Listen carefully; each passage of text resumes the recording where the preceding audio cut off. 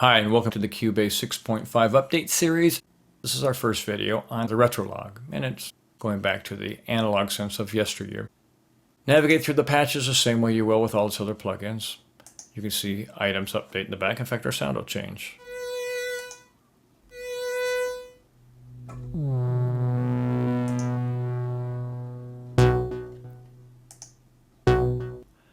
Plethora of patches to go through. I think you'll like the sound of them, and it gives you a basic go back to square one kind of look here. But let's go ahead and let's bring in a patch we can use, and let's go ahead and do amiable keys here.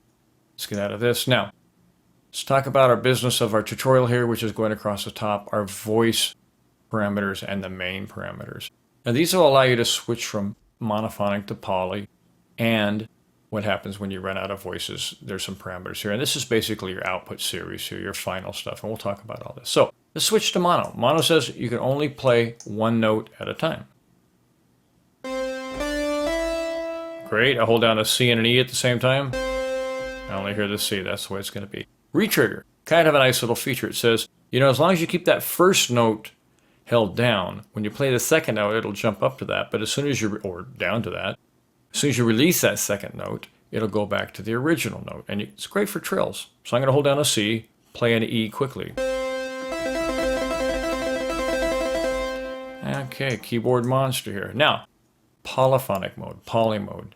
2 to 128 voices or notes is your setting. Double click, enter anything you'd like. Within those parameters, you can also use your up and down arrows to adjust these as well.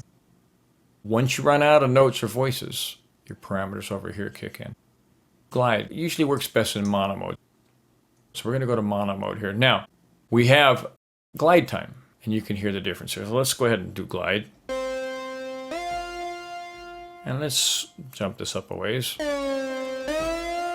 Getting the idea? By the way, PC, Alt-click, Option, click on the Mac, brings up the slider, click and hold. I think it's a way easier way to adjust this stuff. Now, you can put it in fingering mode. So what's that mean? It means that you have to basically hold two notes down to get it. You have to overlap the notes. So I do a staccato C, nothing, staccato F. Okay, now if I hold down the C, play the F, you get the glide. So fingering gives you a little more control, otherwise it's just automatic. Let's turn all that off. Let's talk about our voice modes here. This is what happens when you run out of voices. And let's actually go back into turn this off and go back to poly, and we're going to drop it down to 3 here for my demonstration purposes. Voice mode. So last, first, low, high. What do they mean? Well, once you run out of voices, the last note, the most recent note you play, or the recent notes, get priority. It'll drop an old note and play your new note. First says, hey, I'm going to keep the old notes and forget your new notes. You've run out of voices. Low says, you know, you've run out of voices unless you got something lower in pitch, we're not going to play it. Conversely, unless you got something higher in pitch, we're not going to play it. So let's take a quick look at those. So last, okay, so if I play 2 notes, great, played C and an E and then G on top of it, it showed up. That's perfect. So now, because G was the most recent, let's go to first, and we will not hear the G. I'll play the C and the E, add the G, forget about it. All right, now we'll go to low, and we won't hear the G. I'll play the C and the E.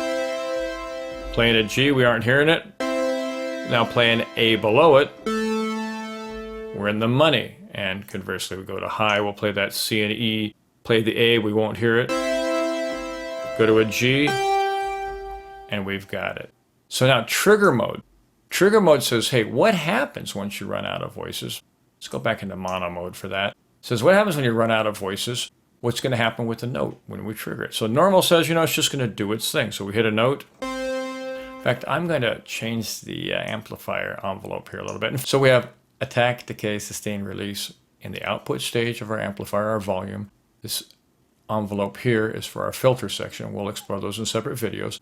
This will just make it a little more obvious. So I've got an attack here that's going to take a moment to build.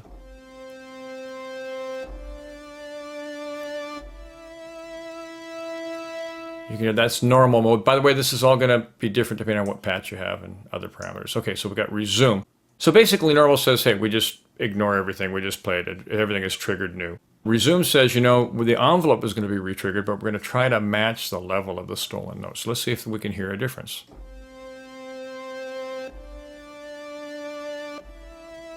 And we're hearing a little bit of stuff here. Let's go to legato. Legato says, we're not going to re-trigger this envelope.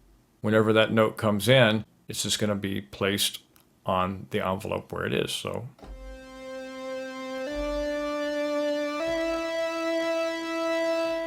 these can be pretty subtle. They can be pretty obvious depending on the patch. Let's go forward here and let's talk about our output stage. So we can shift octaves.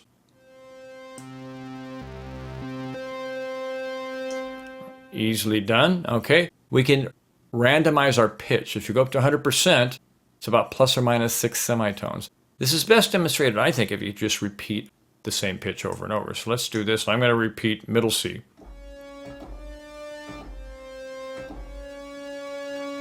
So there's your randomization. I'm going to control click because I'm on a PC.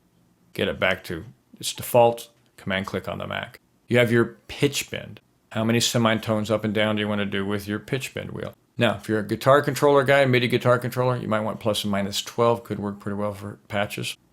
All right, tuning. Standard is 440 in our country, in the US of A, my country, I guess, where I'm living anyway at this time. So you can adjust that according to match your performance.